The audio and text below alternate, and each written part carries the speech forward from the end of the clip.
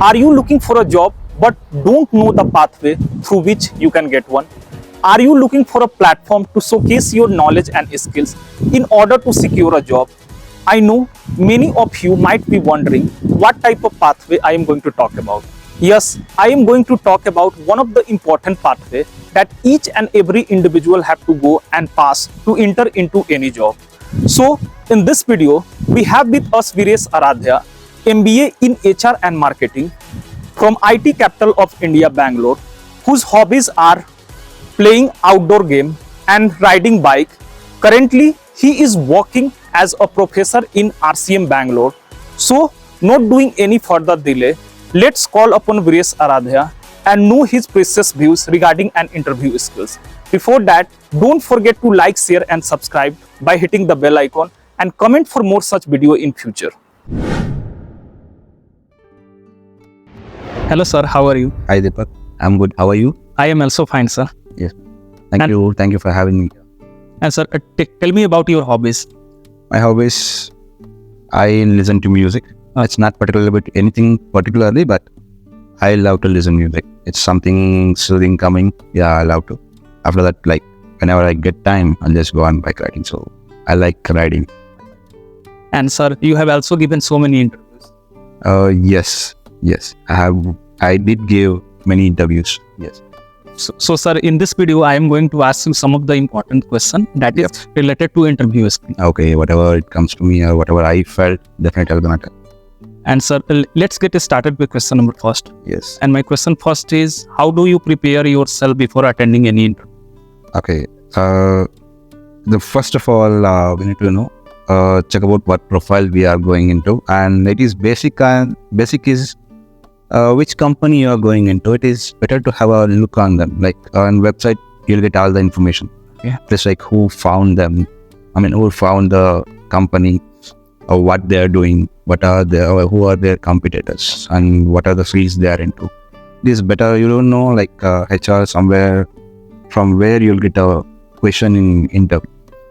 Maybe suddenly you want to check your interest about their company. They may ask when we started. So it's better to go through their website once and have just a gist. You no need to like each and every details, not required, but just have a look what they are into. Like, their attributes will be there. Home will be there, contacts will be there. And competitors details will be there. Not like they're gonna list out their competitors there.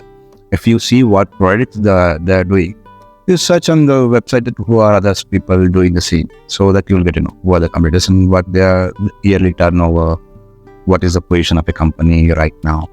So you will get it. So that information, if you know, it will be better. So that even in the discussion, you can tell them you're just having some interest on their company, towards company. So HR may get impressed and you may get job based on that also. Goes. So two things. First is you need to know about your job, what job you are going for. And second is you need to know about your company, which company you are attending. It's good. And how to attend, that comes later. It completely like how you go there, what confidence level you have, and what resume you're carrying. And this is most important, resume what you're carrying, that you need to thoroughly check. Because, you have given your resume and you're talking something different, what is not there in that. So that will give you a kind of, doubtful for HR. Like, for example, when you're not completely reading a book, but just to mention, you mentioned that I'm a good reader.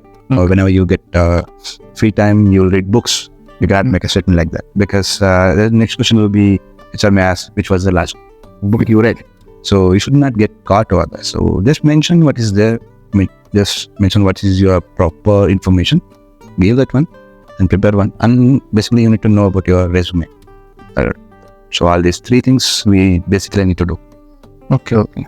And sir, do you think that good communication skills matter a lot during the time of the interview? Yes, it does matter. It's not about only the language which you are talking. Communication skills, yes, does matter, because what is there in your thought process and what you're putting across matters. If you are negotiation also, you should talk. HR may ask, HR may tell, this is what your package.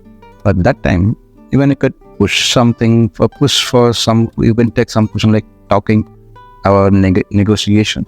For that, you need to have that communication skill. It's nothing but communication. It's interpersonal skills, rather, we can say. Okay, so you talk about these are the things I possess. For this, you can even pay more, or this is how it is. You can just negotiate for that. And yes, whatever they ask, you need to put it across your thoughts. Okay. So that communication is required. You should talk. That is how you can convince other person, right?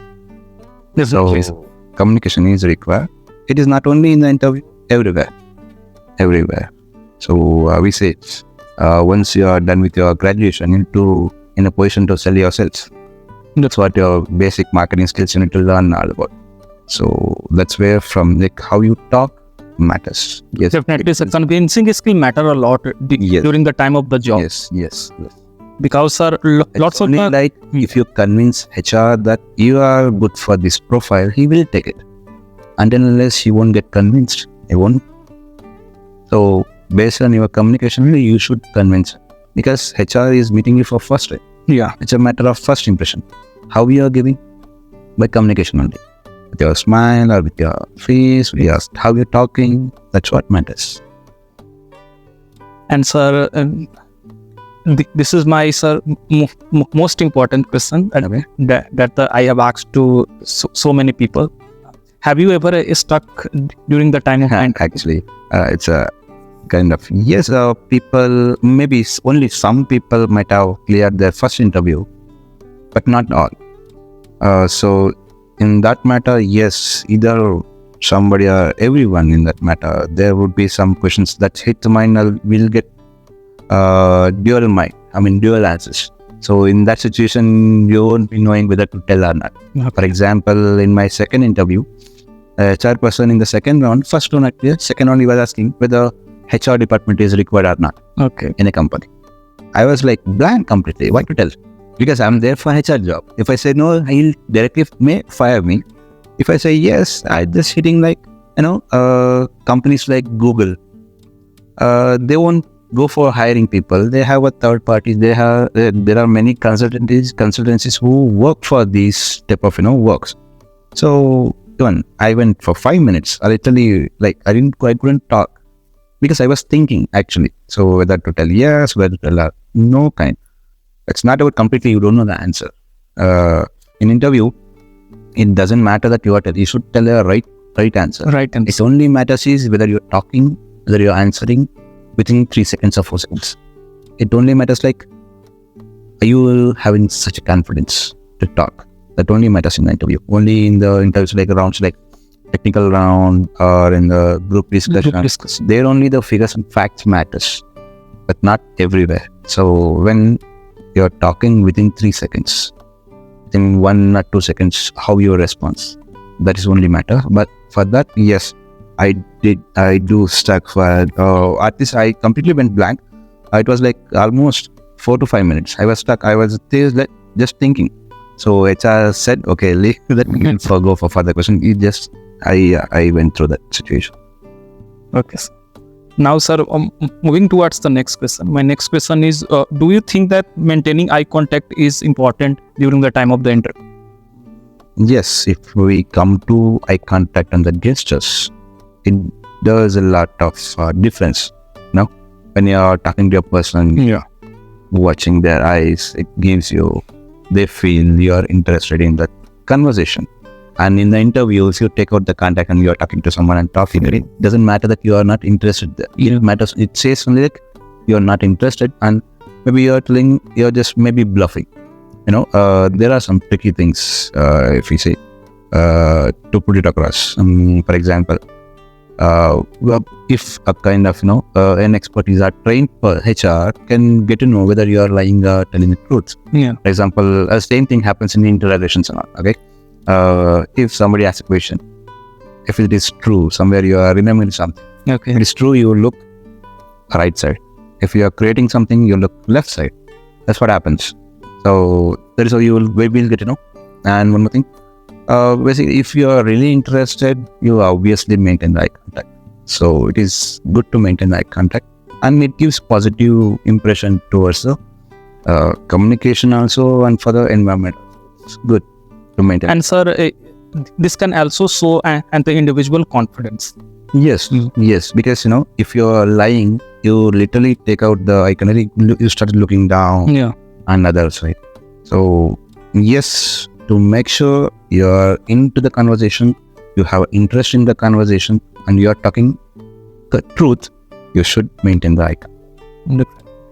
And sir, HR can also pick such type of thing easily. Yes, it comes through practice. If you start talking, not in the class, college, or you may be a fresher, but after 1 or 2 months, easily people will get to know while taking people how they behave, because they start looking different for personalities.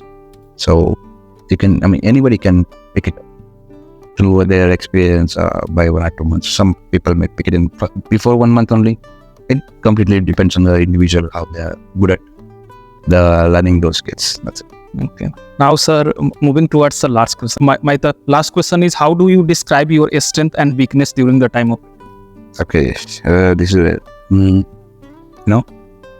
HR actually they may ask about strengths, and even actually they may ask about weakness, but till now in my interview I never faced that. I never come up with a situation that HR is asking about my weaknesses. Okay, so in that knowledge, I can say HR will never ask about your weakness. Okay, they may ask about what are maybe your commitments. Yeah. Like they may ask about, are you a teetotaler? Kind of just normal conversation. They won't ask you literally about the weaknesses, but they do ask about your strengths. For that matter, if you always mention in the key points or key strengths or skill set what you have, those things you literally can say that there. That's what I said, initially, if you prepare about your resume, what is there inside the resume, you will a particular slot will come. Everybody would mention about that. Like, I work under pressure, I'm a good I'm good at convincing people. These things where you put that, if you know what you wrote there, then obviously you can say that those things maybe were strengths. Or when I was doing my MBA at that time, one of my trainers said, how to describe your strengths when you don't know about it. When you're preparing your resume at that time, you just take out the letters in your name. Okay? For example, Veerish. V for versatile or something. One example. And E is the enthusiastic. You are energetic kind. So one word, you pick it up and just make a small sentence out of it and put it in a resume. That may comes to you. That may help you how to know about yourselves. So, for example, Deepak, Yes. you are dynamic. Yeah. If you say dynamic, what else you can add for that? Dynamic, not directly you put the dynamic. You can say that I am openness to learn things. You are adaptable. You can just add things there. So somewhere you can just say like that, or you can put it across like that. So strengths and weaknesses, and here also you should not lie anything. If you lie, once they're given a job, they will get to know. Yeah, definitely. Obviously, it's a matter of 2-3 months. We will say that training period or probationary period, within that, we'll, as HR, people will get to know what you said in the interview, what you're doing here. That's what we say, performance appraisal. So your performance, if you are not doing, then your salary will be normal. If you want to do better, if you do better, you will grow better. So no way you should not lie. So to know about yourselves and to go for a SWOT analysis, something, it's better to do a SWOT analysis. You should, anybody in that matter, everybody should do a SWOT analysis, and one should know about oneself. It is better. So strengths, weaknesses, nobody will ask. If they ask, they should, anybody while going to interview, just prepare if you're telling that weakness, make sure that weaknesses will help you in further in the company while going. For example, if you're saying your weakness is your family members, there are 4 dependents on you, you use that one telling, I am the only person who is earning. Okay, that you can say, and if something happens to your family, you should take care. Okay, you keep this one. where you can use this while taking leaves or not. You can say somebody is in my. It may not be, but always people create stories for taking leave. So then you can use this. Just convert those into where you can use this. So that is how it is. Weakness directly, HRs will never. As of my knowledge, they never ask for weaknesses. Definitely, sir. Such type of things can matter so much. Yes, yes. But everybody should prepare for them. That's what it is. SWOT analysis, strength, weakness, opposite. If you do this, not now in the beginning, like before taking the degree, what degree take. From there, you will obviously get to know. If you know about yourself, it's easy to put it across. How to put it across?